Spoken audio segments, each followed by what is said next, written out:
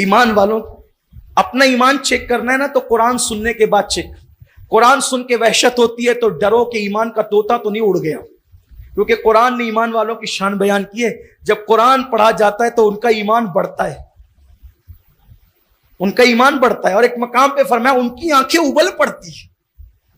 قرآن جب پڑھا جاتا ہے تو ان کی جو ہیرو ہیروئن کو جدا ہوتے دیکھ کر ان کی آنکھیں ابل پڑتی ہے, قرآن سن کر ان کی آنکھیں کیا ابل پڑے گی. ہنسنے کی بات نہیں ہے یہ.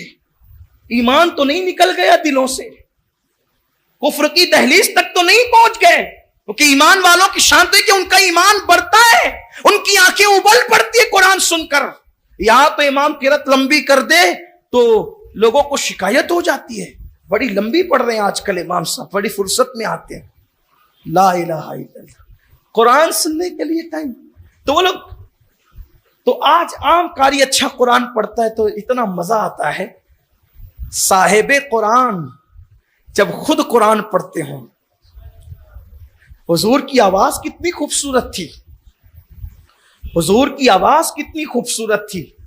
حضرت داؤد کی آواز کا معجزہ یہ ہے کہ جب آپ اللہ کا کلام پڑھتے تھے تو پرندے ٹھہر جاتے تھے, اور حضور جب قرآن پڑھتے تھے تو ان کے آواز سننے کا مشتاق خود اللہ ہوتا.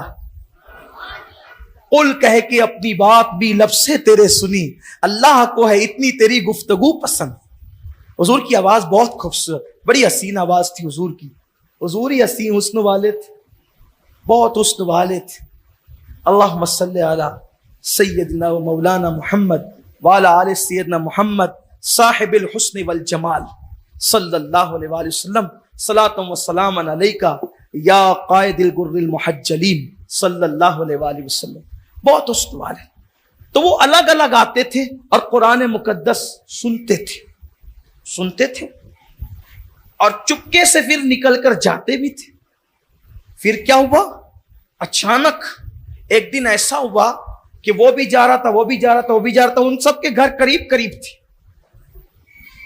تو آپس میں ایک دوسرے سے ٹکرا گئے, آپس میں ایک دوسرے سے ٹکرا گئے. اور ظاہر سی بات ہے وہ وہاں کے سردار لوگ تھے, ان کو تو چھپ کر کے کہیں نکلنا نہیں تھا. رات کو چھپے ہوئے کمبل ڈال کر اس حالت میں چپکے جا رہے اور ایک دوسرے سے ٹکرا گئے, اور سب اسی حالت میں.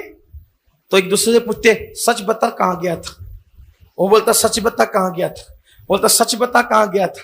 آخر کار جب ایک ہی حالت میں سب ٹکرا گئے تو پھر بولنا پڑا سچ. جھوٹوں نے سچ کہا. محمد عربی قرآن پڑھ رہے تھے, وہاں گئے تھے. تب ایک دوسرے سے کہا سچ بولو وہ کیا پڑھتے ہیں, تم نے بھی سنا, تم نے بھی سنا, تم نے بھی. اور تم لوگ پڑھے لکھے لوگ اور شاعر لوگ, شعر کہنا جانتے ہو, کیا وہ شعر ہے؟ تحریر جانتے ہو, کیا وہ کسی ادیب کا کلام ہے؟ کیا ہے؟ تو سب نے بیک زبان ہو کر کے کہا نہیں, وہ کسی انسان کا کلام نہیں ہے, وہ غیبی قوت کا کلام ہے. اور پھر کسی نے کہا ماننے میں کیا جاتا ہے, تو پھر کہتے ہیں مان لیں گے تو اقتدار چلا جائے. سب کو پتا ہے یہ جو دنیا آپ سے گھبرا رہی نا, یہ دنیا جو آپ سے گھبرا رہی, انہیں پتا ہے کہ آپ کے پاس طاقت کیا ہے. آپ کو اپنی طاقت کا اندازہ نہیں ہے, آپ کو اللہ کے کلام کی طاقت کا اندازہ نہیں ہے, آپ کو اللہ کے کلام کی قوت کا اندازہ نہیں. آؤ قرآن کو تھامو, قرآن کو زندگیوں میں شامل کرو. قرآن مقدس کان کا استعمال, آنکھ کا استعمال, زبان کا استعمال, ہر چیز کا استعمال بتا رہا ہے. قرآن مقدس ہماری اپنی ذات پر غور کرنے کا حکم دے رہا ہے. دیکھو سائنس پیچھے پیچھے چل رہی ہے, قرآن آگے آگے چل رہا ہے.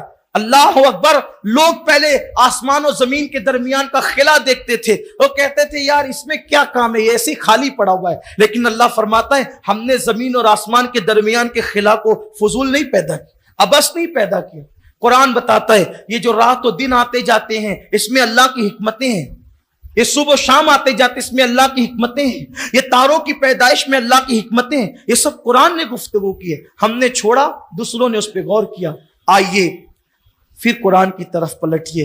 اللہ سے دعا ہے اللہ سب سے پہلے مجھے اور آپ سب کو قرآن اور صاحب قرآن سے اپنے رشتے کو مضبوط کرنے کی توفیق عطا فرمائے. گفتگو کے درمیان اگر کوئی غلطی ہو گئی اللہ اپنے حبیب کے صدقے تو پھر معاف فرمائے.